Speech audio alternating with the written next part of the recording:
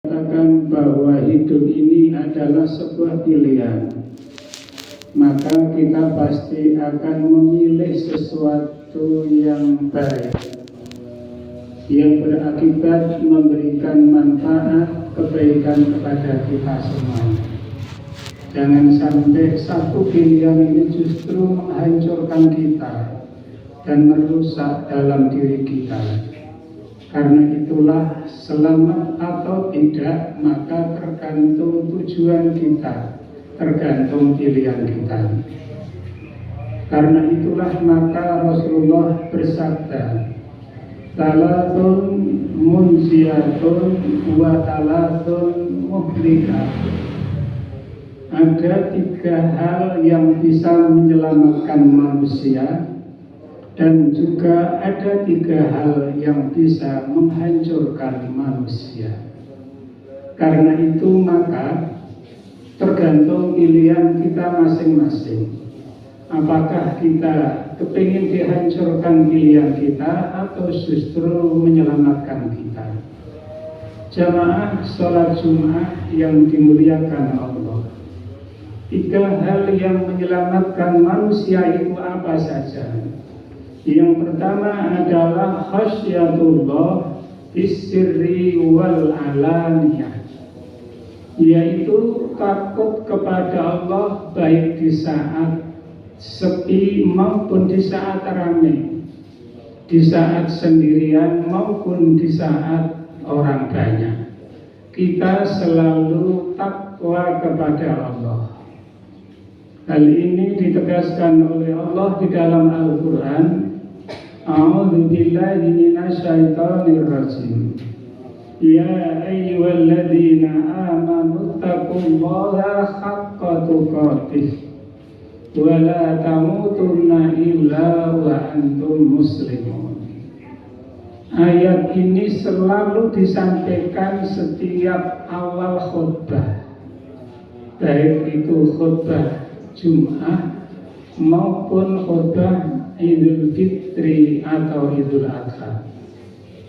Karena memang manusia kalau kepingin selamat dunia akhirat, kunci pertama adalah khasyatullah, takut kepada Allah. Kalau bahasa agamanya itu adalah takwa. Takwa itu adalah imtithalu awamirillah wastinabu nawahihi, melaksanakan segala perintah-perintah Allah dan meninggalkan segala larangannya. Ini menjadi kunci hidup. Jangan sampai kita takut kepada Allah kalau sudah kepepet.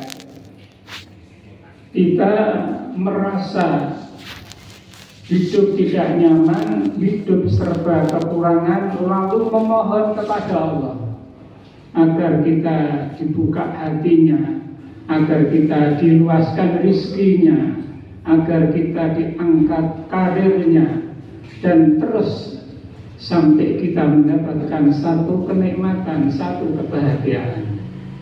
Akan tetapi ketika kita mendapatkan nikmat kebahagiaan, mendapatkan rizki maupun kedudukan, kita tidak pernah bersyukur. Kita lupa kepada Allah Subhanahu wa Ta'ala.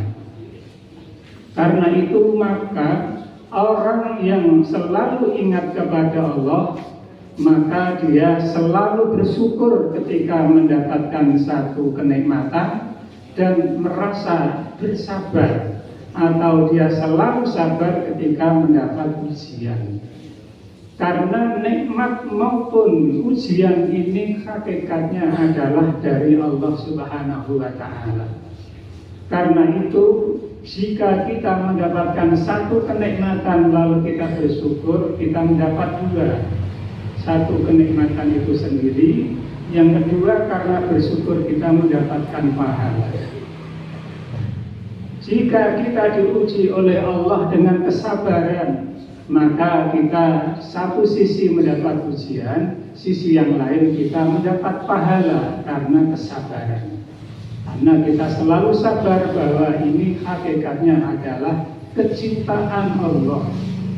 kepada kita semua lalu diuji oleh Allah. Innallaha ma'as sabirin. Banyak ayat-ayat Al-Quran yang menjelaskan bahwa Allah bersama dengan orang-orang yang sabar. Kata-kata bersama ini sangat dekat. Saya contohkan misalnya anak TK disuruh berangkat sekolah oleh ibunya sendiri, lalu dikasih uang 20.000 sebagai uang saku. Cukup tidak cukup, ya harus cukup. Kalau sudah dibelikan mainan, temannya minum es, dia hanya melihat karena uangnya habis untuk beli mainan. Tapi kalau ma'as-sodirin, sekolah diantar oleh ibunya, itu tidak ada batasan. Ketika anak minta mainan, dibelikan oleh ibunya. Ketika anak melihat teman yang lain minum es, ibunya kasihan, dibelikan es juga. Lalu teman yang lain makan apa, dibelikan oleh ibunya. Karena apa? Dia bersama dengan ibunya. Ini contoh yang sederhana. Karena itulah maka ayat-ayat Al-Quran banyak yang menjelaskan innallaha ma'as sabirin. Allah selalu bersama dengan orang-orang yang sabar. Jika kita bisa menyabari apapun ujian yang Allah berikan kepada kita, maka Allah tidak akan jauh dari kita. Jamaah sholat Jum'ah yang dimuliakan Allah. Kemudian yang kedua, kata Rasulullah, jika kalian ingin selamat, wal qasdu fil ghina wal faqri, kita selalu hidup sederhana sekalipun kita kaya, apalagi miskin. Orang itu kadang-kadang selalu berubah. Dulu hidupnya biasa-biasa, begitu mendapatkan penghasilan berlebih, lalu hidupnya, gaya hidupnya sudah jauh berbeda. Ini artinya apa? Dia tidak bisa menahan diri untuk hidup sederhana. Hidup sederhana itu maknanya luas. Dia tidak akan terpengaruh sepatu temannya, tidak terpengaruh tas harga mahal temannya, tidak terpengaruh bagusnya mobil tetangga, tidak terpengaruh, sehingga dia selalu hidup sederhana. Jika para pejabat di Indonesia bisa semua seperti ini, tidak ada persaingan dalam hidup, tidak ada korupsi dan tidak ada apapun. Korupsi itu muncul karena merasa kurang, merasa bersaing, yang satu beli ini kepingin seperti itu, padahal gajinya itu tidak nutut untuk itu. Akhirnya cari gaji atau cari uang di luar gaji. Jamaah sholat Jum'ah yang dimuliakan Allah. Yang ketiga, kata Rasulullah, jika ingin selamat adalah wal adlu firridho wal ghadab. Berbuat adil kepada seseorang sekalipun dia itu dalam kondisi sabar maupun dalam kondisi emosi. Apalagi seorang pengadilan, seorang hakim tidak boleh memutuskan satu perkara didasarkan karena emosi, karena tidak cocok dengan orang. Ini bukan kelompoknya, ini bukan golongannya, ini bukan saudaranya, ini bukan temannya. Kalau sudah punya pikiran teman saudara, itu jelas tidak akan bisa berbuat adil. Karena itu maka Allah berfirman, wala yasrimannakum sana'anu qaumin ala alla ta'dilu ihdilu huwa aqrabu littaqwa. Sebelumnya kunu qawamina lillahi syuhada'a bil qist.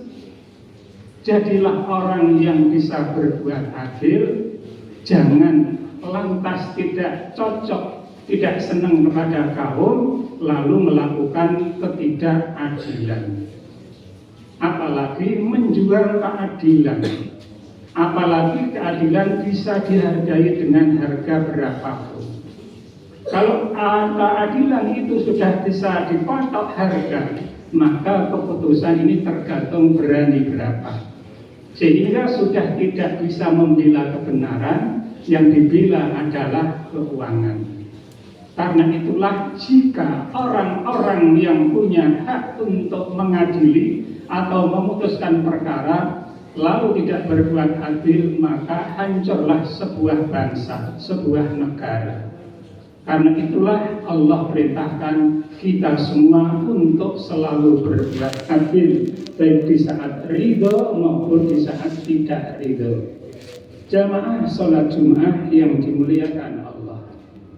Kemudian Rasulullah melanjutkan sabdanya, wa thalathun muhlikatun, 3 hal yang bisa merusak manusia.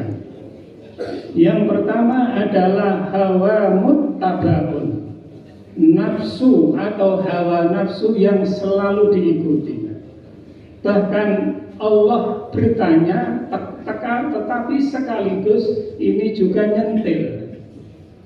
nyentil pertanyaan yang memang banyak terjadi, lalu itu dilakukan oleh manusia. Sebagaimana firman Allah, a'udzu billahi minasyaitonir rajim. Afara'aita man ittakhadha ilahahu hawa wa adallahu Allahu ala ilmi. Apakah kalian tidak tahu orang selalu menuhankan hawa nafsunya? Karena menuhankan hawa nafsunya, maka dia selalu mengikuti nafsunya.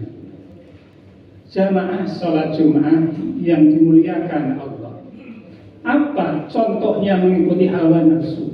Kadang orang itu disibukkan oleh pekerjaan, oleh usaha. Lalu satu sisi dia kepingin mencari untung sebanyak-banyaknya, sisi yang lain masjid sudah memanggil Allahu Akbar, Allahu Akbar, hayya ala sholah, hayya ala falah, dipanggil untuk menghadap kepada Allah. Karena Allah itu hakikatnya zat yang memberikan rizki kepada kita semua. Ketika muadzin sudah memanggil, tetapi dia masih bekerja dengan alasan kalau ditinggal ke Jumatan nanti rugi berapa. Kalau orang punya pikiran seperti ini, maka dia lebih mengikuti nafsunya, bukan mendatangi panggilan Tuhannya. Jika orang seperti ini, maka rusaklah dia, kata Rasulullah Shallallahu Alaihi Wasallam.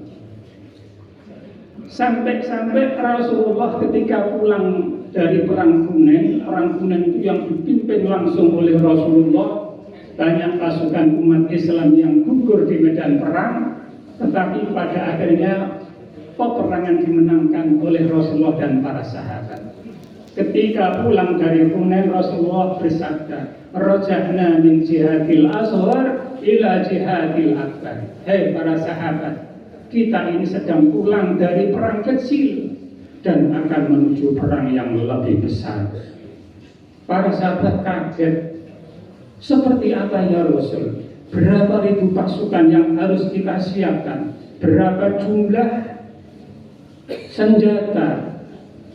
Berapa jumlah persiapan yang harus kita lakukan? Ini pertanyaan-pertanyaan yang disampaikan oleh sahabat kepada Rasulullah. Lalu Rasulullah menjawab, yang dimaksud perang besar adalah jihadun nafsi, yaitu perang melawan hawa nafsu yang ada dalam diri kita masing-masing. Jika kita sekalipun hebat kedudukan kita, lalu kita kalah dengan nafsu kita, maka hancurlah kita. Perang fisik itu ada batasnya, berapa lama, berapa bulan, berapa tahun. Tidak ada perang fisik itu seumur hidup, tidak ada. Pasti ada saatnya perdamaian. Pada saatnya istirahat, itu perang fisik. Akan tetapi kalau nafsu itu tidak kenal waktu, tidak siang, tidak malam. Sepanjang hidup, setan selalu menggoda kita, mempengaruhi nafsu kita.